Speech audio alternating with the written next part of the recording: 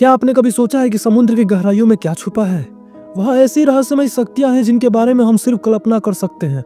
Oarfish, जिसे समुद्र का संदेशवाहक कहा जाता है, अचानक समुद्र की सतह पर आने लगी है। लेकिन क्यों? क्या ये सिर्फ एक संयोग है या फिर ये किसी बड़े खतरे की चेतावनी है? और अगर ये सच है तो क्या ये संकेत हमें किसी भयंकर आपदा के करीब होने का संदेश दे रहा है? आज हम आपको बताएंगे कि कैसे ये ओरफिश और लेवाइथन नामक रहस्यमय जीव एक साथ आकर पृथ्वी पर डूम्सडे की शुरुआत कर सकते हैं। ये सिर्फ एक कहानी ही नहीं बल्कि एक कड़वी सच्चाई भी हो सकती है। तो चलिए चलते हैं समुद्र के एक असीम सफर पर, जहां पर देखते हैं कि लेवाइथन क्या सच में समुद्र के अंदर अभी सोया हुआ है और वो अब जागना चाहता है।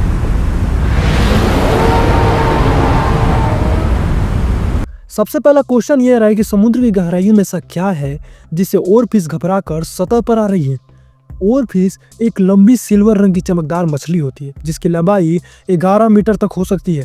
यह आमतौर पर समुद्र के 200 से 1000 मीटर की गहराई में पाई जाती है। जापान में इसे रयोगो नो तत्सुकाई कहा जाता है, जिसका अर्थ है समुद्री महल का दूत। वहाँ की मान्यता है कि जब यह मछली सतह पर आती है तो यह किसी प्रकृति आपदा की चेतावनी देती है। लेकिन सवाल यह है कि आखिर समुद्र से बाहर क्यों आ रही है? क्या समुद्र की गहराई में कोई हलचल हो रही है?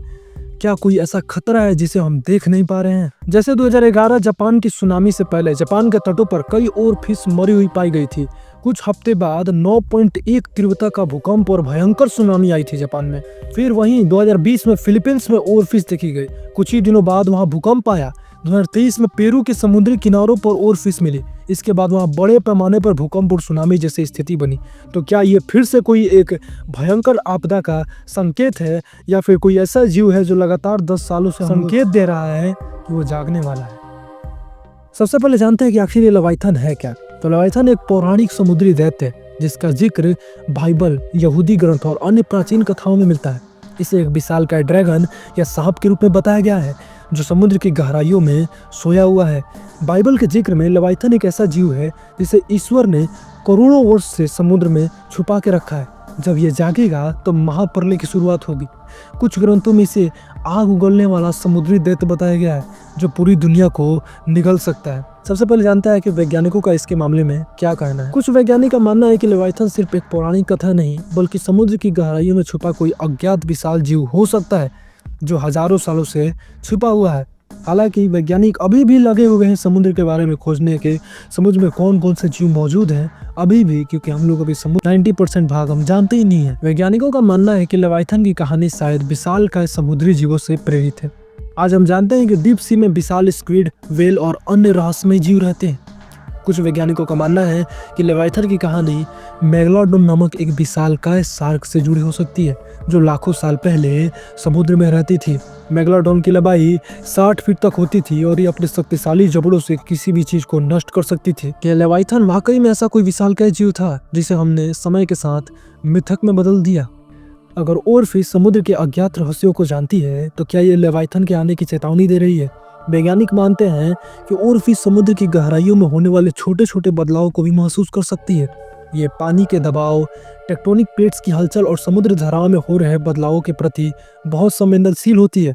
लेकिन अगर ये बदलाव से भूकंप और सुनामी नहीं बल्कि लेवाइथन के जागने का संकेत है तो क्या ये दुनिया के लिए सबसे बड़ा खतरा बन सकता है?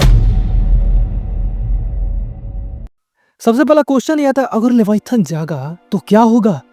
तो अगर लेवाइथन जागता है तो ये सिर्फ समुद्र तक ही सीमित नहीं रहेगा। इसके जागने से पृथ्वी पर भयानक आपदाएं आ सकती है।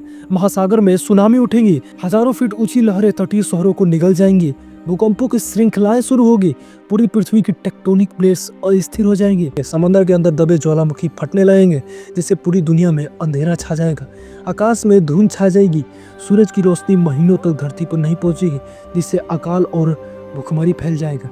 क्या यह सिर्फ एक कल्पना है या फिर सच में ऐसा हो सकता है? अगर ओरफिश सच में संदेशवाहक है तो क्या हम उसके संकेतों को समझ पा रहे हैं या फिर हम एक भयंकर प्रलय की ओर करीब पहुंच रहे हैं? पौराणिक ग्रंथों में यह बात साफ लिखा हुआ है कि डूम्सडे की शुरुआत उसी दिन हो जाएगी जिस दिन लेवाइथन जागेगा। ये सारी आपदाएं एक साथ आएंगी और एक दिन में पृथ्वी तहस नहस हो जाएगी। इस बात में कितनी सच्चाई है ये तो हम भी नहीं जान सकते और आप भी नहीं जान सकते हैं, क्योंकि महासागर हमारे सोच से परे है। हम ना तो महासागर के बारे में इतना जानते हैं और ना तो इतना जान सकते हैं। डीप सी की गहराइयों में क्या छुपा है ये शायद हम कभी पूरी तरह नहीं जान पाए, लेकिन जो संकेत हमें मिल रहे हैं ओरफिस का सतह पर आना, समुद्र में बढ़ती हलचल और प्राचीन ग्रंथों में वर्णित लेवाइथन जैसे जीव की कहानी, ये हमें एक भयानक भविष्य की ओर इशारा कर रहे हैं। इतिहास हमें बताता है कि प्रकृति ने जब भी संकेत दिए हैं और उसे नजरअंदाज करने की कीमत इंसानों को चुकानी पड़ी है। 2011 की जापान की सुनामी इसका सबसे बड़ा उदाहरण है। अगर लेवाइथन सिर्फ एक मिथक है तो हमें डरने की जरूरत नहीं, लेकिन अगर वो समुद्र के असीम गहराइयों में सो रहा है और जागने की कगार पर है तो ये पृथ्वी के लिए बहुत बड़ा खतरा हो सकता है। शायद यह सिर्फ एक कहानी ही नहीं, ये एक कड़वी सच्चाई भी हो सकती है। अगर आपको ये वीडियो पसंद आया और आपको लेवाइथन के बारे में कुछ भी जानने को मिला तो आप इस वीडियो को लाइक कर सकते हो, चैनल को सब्सक्राइब भी कर सकते हो ऐसे वीडियोस देखने के लिए। Take care, bye bye.